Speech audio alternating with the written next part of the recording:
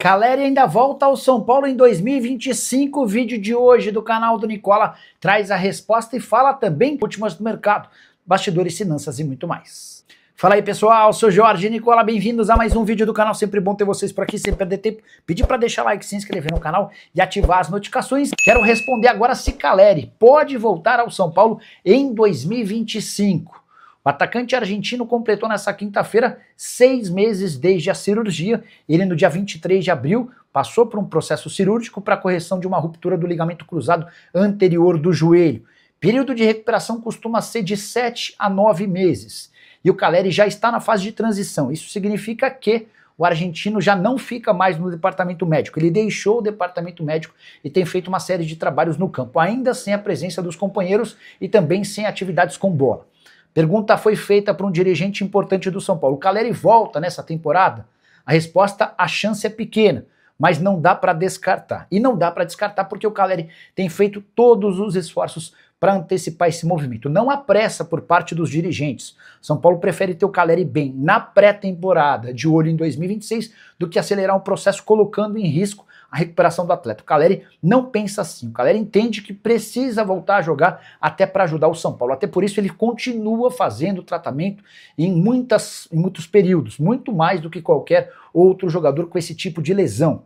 Só para completar, vale a lembrança de que o São Paulo ainda faz mais 9 jogos até 7 de dezembro, data da última rodada do Campeonato Brasileiro. Estamos falando de mais ou menos 1 mês e meio até o fim das atividades do São Paulo. E é nesse período que o Caleri pretende jogar pelo menos 3 ou 4 dos 9 jogos que o São Paulo ainda faz. Próxima partida contra o Bahia, no Morumbi.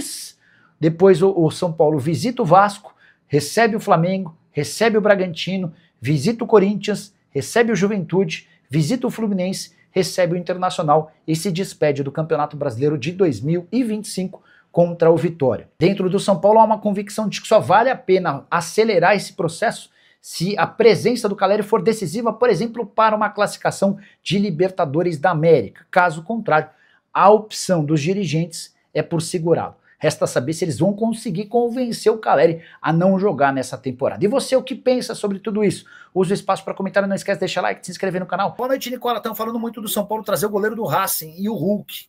Leandro, não há nenhuma chance de o São Paulo fazer investimento para contratar um goleiro, tá?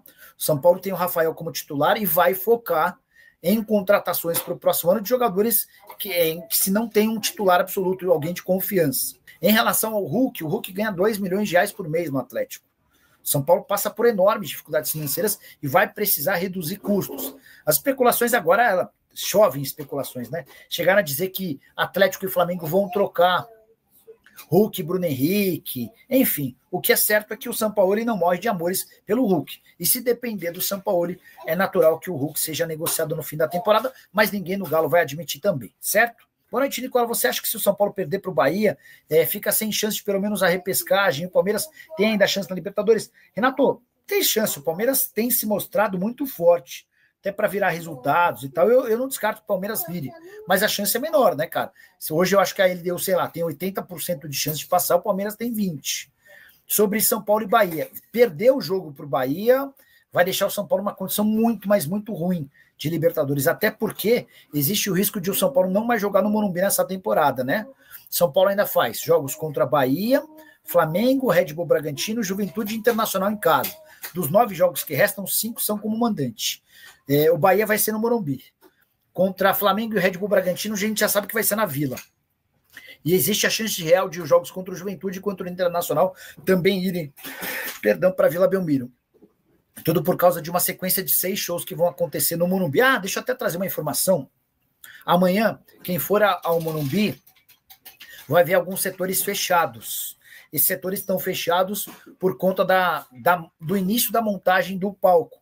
Para esses 6 shows que vão acontecer, são 2 do Oasis, 2 do Imagine Dragons, 1 da Dua Lipa e mais 1 do Linkin Park.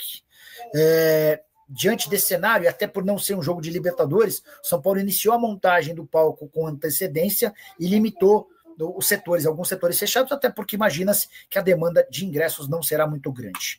Deixa eu colocar na tela aquela informação que eu havia prometido no começo da live. Assim que eu publiquei o vídeo da tarde, tocou o telefone. E do outro lado da linha, uma pessoa de São Paulo afirmando que o tricolor contratou Antony. E aí eu fui buscar mais informações, o Antony chegou a ser dado por páginas que cobrem o Flamengo como reforço rubro-negro para 2026. Então vamos lá explicar essa história direitinho. São Paulo dá chapéu, estava tentando tirar essa publicidade, mas nem estou conseguindo. Deixa eu ver se... aqui, ó. Aê, rapaz.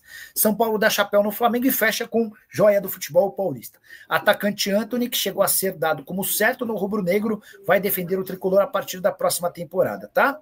Depois de comprar Ridwan, esse é um atacante de Gana. Ávila, esse é um atacante da Guatemala. E o atacante Dudu, e o meio atacante Dudu, esse jogador vem do Náutico. O São Paulo acaba de fechar mais uma aquisição para o Sub-20, com direito a chapéu no Flamengo. Nessa sexta-feira, o tricolor acertou a compra de 20% dos direitos econômicos de Antony, tratado como o maior destaque do Ibrachina. O atacante de 17 anos fica por uma temporada em Cotia, com possibilidade de aquisição de mais 60% com valor fixado.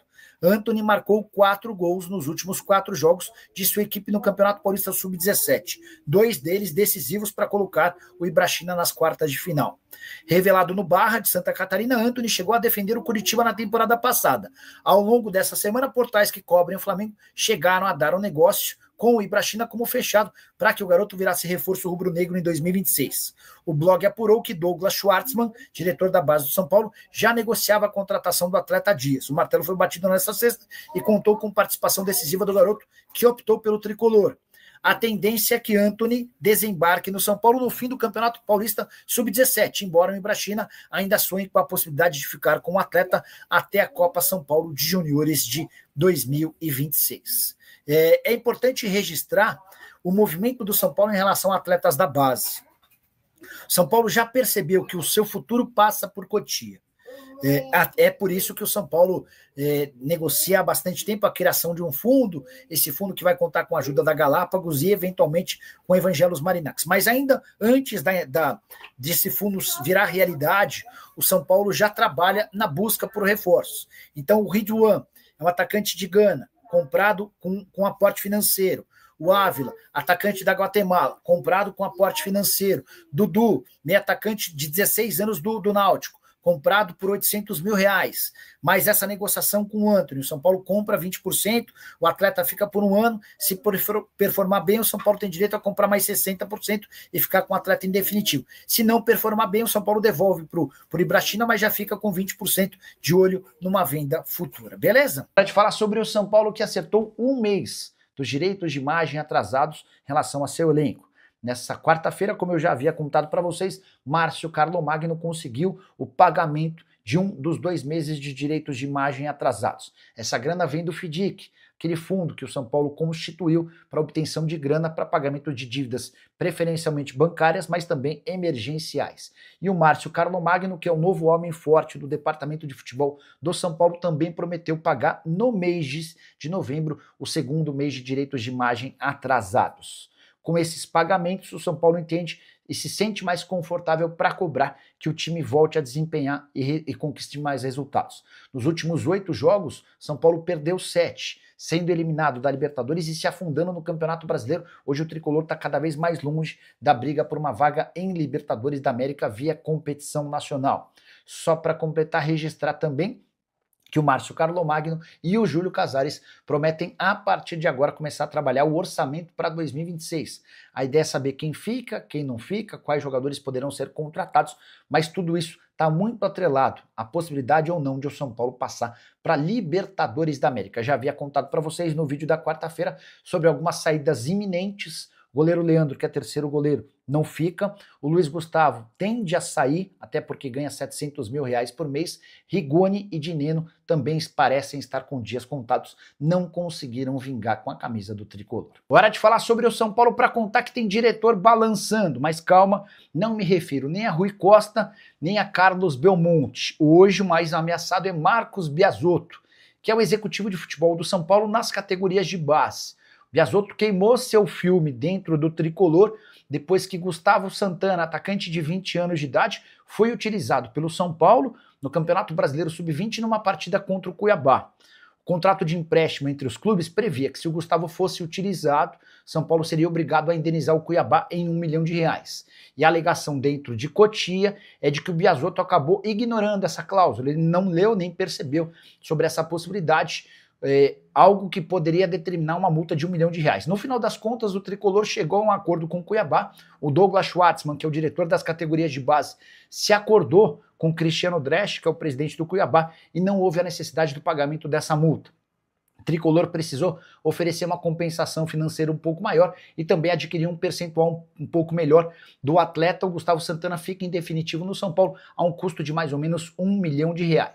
Ainda assim, a pressão pela demissão do Biasotto continua, mas posso assegurar para vocês que nesse momento o presidente Júlio Casares não pretende demiti-lo e tem tentado contornar a situação. A tendência é que o Biasotto permaneça, apesar de não ter seu trabalho tão bem avaliado assim, especialmente no centro de treinamento das categorias de base.